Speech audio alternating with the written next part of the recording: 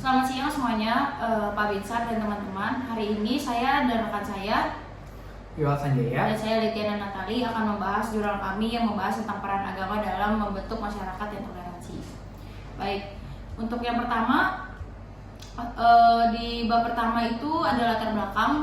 Toleransi itu dinilai sebagai universal yang menjunjung tinggi perbedaan dan keberagaman, merupakan fondasi penting dalam membangun masyarakat yang harmonis dan damai. Dalam konteks dunia yang semakin terglobalisasi dan interkoneksi, di mana interaksi antar individu, berbagai latar belakang agama, suku, budaya, dan interaktif, toleransi menjadi semakin krusial. Jadi singkatnya bahwa kami ingin membahas betapa pentingnya agama ini dalam membentuk peran toleransi yang baik di masyarakat, dengan rumusan masalah yang akan kami bahas. Yang pertama itu ada bagaimana ajaran-ajaran agama yang dapat berkontribusi dalam membangun masyarakat yang toleransi. Yang kedua itu ada faktor apa saja yang menghambat terwujudnya hal tersebut.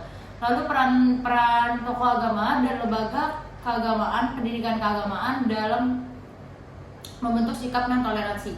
Yang terakhir, apa tantangan terbesar yang membentuk masyarakat toleransi. Dengan rumusan masalah tersebut, kami dapat mengetahui bagaimana peran penting agama dalam membentuk masyarakat yang toleransi. Selanjutnya, untuk konsep akan dijelaskan oleh rekan saya ya. pendorong utama bagi umatnya untuk membangun masyarakat yang harmonis.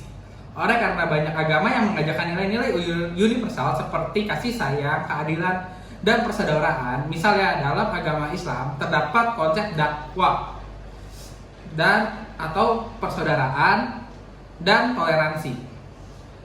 Yang selanjutnya, yang kedua yaitu konsep manusia sebagai makhluk sosial. Seperti yang kita tahu bahwa ajaran agama mengajarkan kepada umatnya untuk saling membutuhkan atau saling berinteraksi sesama satu dengan yang lain. Karena manusia itu tidak dapat hidup sendirian. Hal ini mendorong pentingnya hidup bermasyarakat dan berdampingan secara damai dengan orang yang berbeda. Makhluk sosial akan dijelaskan oleh Yoyo. Baik, terima kasih Nata. Konsep manusia sebagai makhluk sosial itu yang seperti yang tahu bahwa semua ajaran agama mengajarkan bahwa umat manusia adalah makhluk sosial yang membutuhkan interaksi dengan sesamanya. Karena manusia itu tidak dapat hidup sendiri. Hal ini mendorong pentingnya hidup berdampingan secara damai dengan orang yang berbeda. Setiap manusia memiliki hak dan martabat yang sama sebagai ciptaan Tuhan. Konsep ini menjelaskan untuk membangun relasi dan yang setara dengan saling menghormati antar individu dan kelompok antar agama. Jadi lebih singkatnya itu bahwa sebenarnya manusia ini memiliki derajat yang sama dan harus saling menghargai karena kita semua itu tidak dibeda-bedakan. Namun untuk beberapa makhluk sosial ini memiliki agama dan rasnya yang berbeda. Namun untuk intinya kita sama-sama manusia. Jadi kita sebagai sesama manusia harus memiliki jiwa toleransi dan saling menghargai, seperti itu. Untuk landasan teorinya sendiri yang kami ambil di sini ada pluralisme agama. Apa itu? Adalah teori yang menekankan bahwa keberagaman agama dan keyakinan sebagai hal yang normal dan wajar dalam masyarakat. Teori ini memandang bahwa perbedaan agama bukan sebagai ancaman, melainkan sebagai kekayaan yang dapat memperkaya hidup bersama dalam konteks pluralisme agama. Oke, untuk teori kedua boleh dijelaskan oleh Yoyo? Nah, teori yang kedua itu dan juga yang terakhir dari teori kami ya, Nat ya. Betul. Teori yang kedua itu identitas sosial. Teori ini berfokus pada bagaimana individu mengidentifikasi dirinya dengan kelompok sosial tertentu. Agama seringkali menjadi salah satu sumber identitas sosial yang kuat. Ketika individu merasa terhubung dengan kelompok yang lebih luas dari agamanya, mereka cenderung lebih terbuka dan toleran terhadap perbedaan tersebut. Bukan begitu, Nata? Betul sekali. Jadi teori ini kami ambil karena sangat relevan dengan penelitian kami mengenai toleransi dan perbedaan yang ada di Indonesia ini. Ya, karena Indonesia ini seperti kita tahu ya banyak sekali agama-agamanya. Betul, ya. banyak sekali budaya, ras dan agama. Nah, pentingnya toleransi ini karena kita sangat berbeda ya. Jadi kita harus saling menghargai karena kita ini negara yang Bhinneka Tunggal Ika, bukan diskriminasi, benar ya? Yang seperti yang kita tahu Bhinneka Tunggal Ika itu yang artinya berbeda-beda tetapi tetap satu jua. Oleh karena itu toleransi sangat penting lah di dalam penelitian kami, makanya kami tertarik untuk meneliti ini lebih lanjut. Seperti itu. Selanjutnya ada kajian masalah.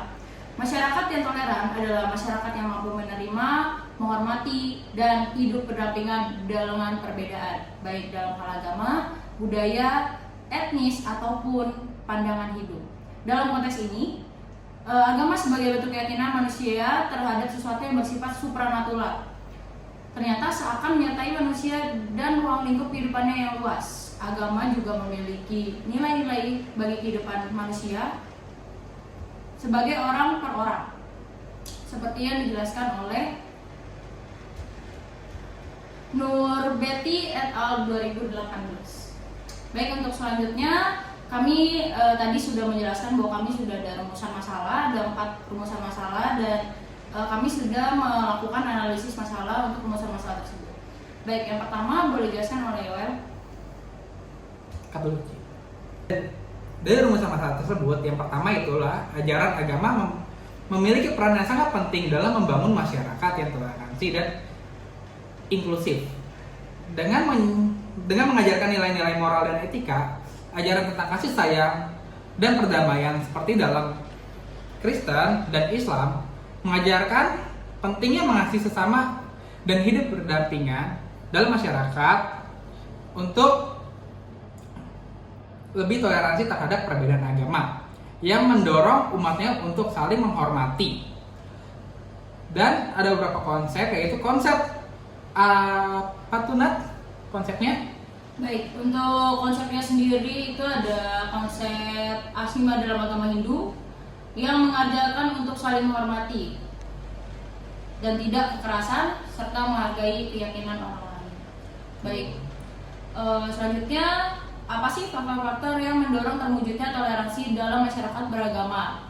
Yaitu yang pertama itu ada pendidikan agama yang inklusif. Semakin seseorang itu mendalami agama tersebut dalam bidang pendidikan, pasti dia juga akan semakin mengerti betapa pentingnya toleransi tersebut. Yang mengajarkan nilai-nilai universal seperti saling menghormati dan hidup berdampingan, seperti yang saya jelaskan tadi. Baik, sementara itu untuk faktor yang menghambat. Faktor yang menghambat itu di mana ada kelompok ekstrim yang menolak perbedaan dan menganggap agama mereka sebagai kebenaran mutlak. Kurangnya pemahaman orang tentang agama lain yang menimbulkan stereotip negatif dan prasangka serta politik yang tidak baik. Jadi yang di sini dimaksudkan itu adalah kurangnya pengetahuan tentang agama lain dan merasa bahwa agama dia sendiri itu paling benar, yang menjadi salah satu pemicu mengapa intoleransi ini tidak bisa dijalankan dengan baik. Baik, untuk tantangannya boleh dijelaskan oleh saudara Iwan. Nah, untuk tadi kan sudah dijelaskan ya. Nah, ternyata tuh ada yang lebih penting nih Nat, untuk cara membangun toleransi ini.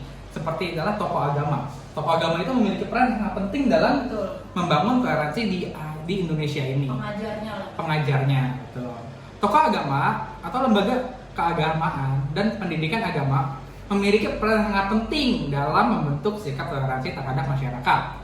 Tokoh agama berperan dalam mendidik umatnya untuk menilai toleransi dalam kedamaian melalui khotbah atau pengajarannya nih, serta menjadi penentuan dalam kehidupan sosial dan menampilkan sikap yang inklusif.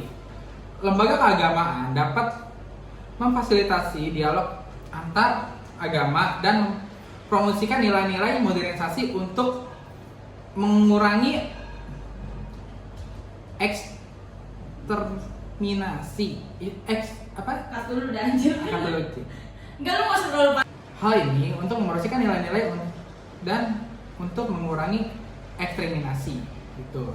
Tentunya seperti secara singkatnya tuh guru agama yang ada di Indonesia itu memiliki peran sangat penting dalam membangun toleransi tersebut ya. Betul, semakin sebagai kita tahu guru ini adalah sebuah panutan. Ya, guru ini adalah orang yang memberikan dan men-spread ilmu yang baik gitu pada orang-orang yang diajar gitu. Jadi semakin baik tokoh agamanya menurut kami dan sesuai penelitian yang kami cari juga, semakin baik tokoh agama atau guru misalnya, semakin baik pula jemaatnya, seperti itu. Betul, tentunya seorang kayak pendeta, guru agama dan sebagainya itu harus memiliki rasa toleransi yang tinggi terhadap, dan dia mengajarkan kepada umat-umatnya untuk saling toleransi. Jadi sudah bisa menjadi teladan gitu. Ya, sudah bisa menjadi teladan.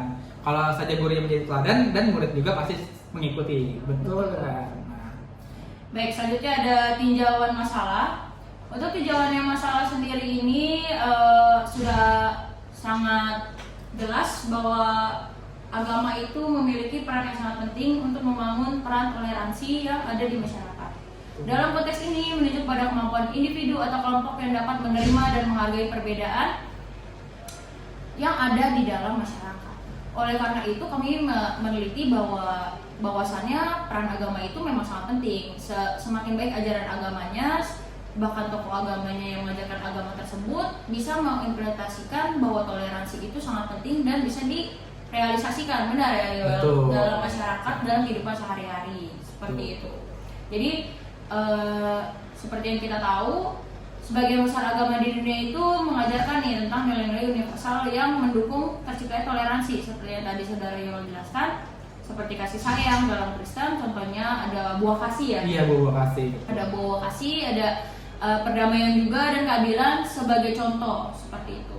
Jadi intinya bahwa semua agama itu mengajarkan hal yang baik tentang toleransi. Betul. Namun sekali. masih banyak ya yang belum bisa menerapkan secara baik. Itu masuk ke dalam kesimpulan. Boleh dijelaskan oleh saudara-saudara kesimpulan. Nah, untuk kesimpulannya, jadi kok kami dan Nata itu, maksudnya saya dan Yoel itu menyimpulkan bahwa agama memiliki potensi yang dan Yoel sih beko. Jadi dari kita jelaskan berdua tadi, kita menyimpulkan bahwa agama memiliki potensi yang sangat besar untuk menjadi kekuatan positif dalam membangun masyarakat yang toleran. Namun hal ini membutuhkan upaya bersama dalam semua pihak agama. Betul. Kan yang termasuk apa, pihak tokoh agama, guru-guru agama yang di Indonesia, yang di sekolah juga ya. ya. Betul.